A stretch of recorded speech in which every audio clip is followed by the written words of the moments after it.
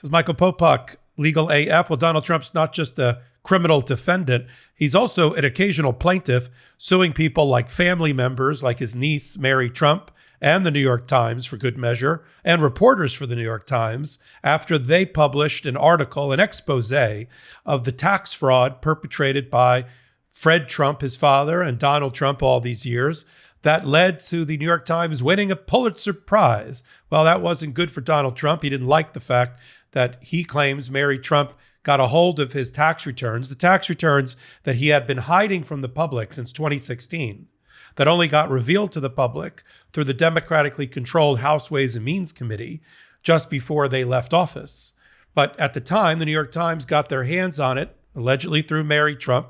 They did the analysis, and in an article, which we'll put up on the screen, which was a special investigation, that Trump has been engaging in suspected tax schemes as he reaped the riches from his father. The reporters went on in that article, based on their analysis of the tax records, to conclude that Donald Trump had obtained at least $413 million in today's dollars from his father's estate and avoided paying almost all taxes on that through a combination of sham corporations, improper tax deductions, and otherwise, the Trump and the Trump family on $1 billion worth of assets paid only $52 million in taxes instead of the $550 million at the time that they were required to pay. So they paid 1/10 the amount in taxes. This was revealed, Pulitzer Prize-winning report by 3 reporters for the New York Times, Mr. Barstow, Ms. Craig, and Mr. Buettner, and Mary Trump. So Donald Trump and Alina Habba, it's an Alina Habba special, run up to Dutchess County, where Poughkeepsie, New York is located, and file their suit there because they want to get as far away from Manhattan as they can, and the judge is there. But the case ends up being reassigned to a New York judge, Robert Reed.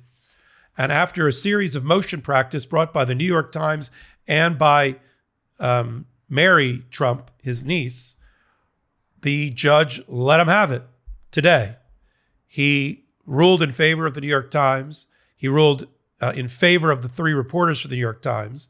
The judge dismissed all of the claims that were brought against the New York Times for defamation, for tortious interference, for negligent supervision, all the other made-up stuff in this alleged $100 million lawsuit filed by Donald Trump in 2021. And for good measure, the judge says, and Trump, you have to pay the New York Times his attorney's fees and costs related to the filing of that suit. It was so frivolous because all of your lawsuit is going after protected core First Amendment speech. Exactly what newspapers and reporters are supposed to do in a free society, which is do an expose based on data and documents that they obtain, put it into the public record.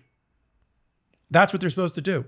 And it is all protected under the First Amendment, under a line of cases called New York Times versus Sullivan from the 1970s that says unless they publish with actual malice, right, knowing that what they wrote is false, or with a reckless disregard for whether it was true or false, the newspaper's protected. It is protected speech. It's the very thing that was at the core of the Fox and Dominion case when Fox tried to argue that it can't be sued like the New York Times. It's just doing neutral reporting without any malice, without any actual malice. And the writing was on the wall that they were going to lose that case because they had actual malice. Here, classic, core, constitutional, First Amendment speech by the New York Times, as the judge recognized, dating back to precedent over 50 years old that Alina Habba obviously slept through when she went to law school. And the judge threw the book at Donald Trump today. Now, the motion that was filed by Mary Trump to dismiss the suit against her for breaching some sort of confidentiality agreement because she took or had possession of the tax returns and turned them over to the New York Times as alleged, that's for another day. Judge hasn't ruled on that yet. But for right now, New York Times and its reporters are out. Donald Trump's on the hook, and he may not be paying his attorney's legal fees, but he's going to be paying the legal fees for the New York Times, which could, be in the hundreds of thousands, if not reach easily $1 million. And if he doesn't do it, he'll be in contempt of court. And if he doesn't pay that, he's going to pay fines. And if he doesn't pay that, he could end up in jail. So look for Donald Trump to be paying at least one set of lawyers, that for his opposition, the party that he sued, the New York Times, and their reporters. A great day for the First Amendment today, a great day for justice, and I'll follow on Hot Takes what happens with Mary Trump's motion. Now, you may remember that this particular judge, Judge Reed, did rule against Mary Trump earlier in the year on a motion that she brought, on a case that she brought against Donald Trump, alleging, and others, that she was cut out of an inheritance related to his father, Fred Trump, and that's when the Trump family kind of ganged up on her, including Donald Trump, his sister, a former federal judge, her uncle, and all of that, and waved around a piece of paper that said, oh no, you signed a settlement agreement.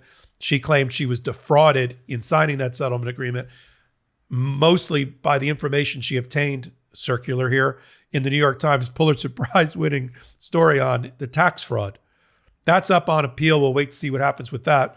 But for right now, this judge did the right thing, applying core constitutional principles and finding that the New York Times is protected from just this type of suit brought by somebody like Donald Trump and awarding him fees and costs. This is Michael Popok doing Hot Takes. If you like what I'm doing and you like uninterrupted content from me, and I do these Hot Takes about every day, give me a thumbs up on this video.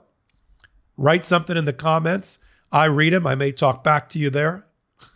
And follow what I do on the MeidasTouch Network, including as a founder, co-founder, co-anchor of the leading legal and political podcast on the MeidasTouch Network called Legal AF every Wednesdays and Saturdays.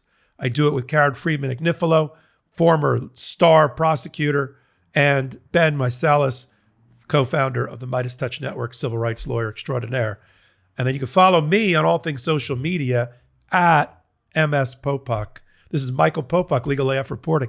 Lock him up! Indictment season is upon us. Celebrate with the new Indictment Season t-shirt and v-neck exclusively at store.meidastouch.com.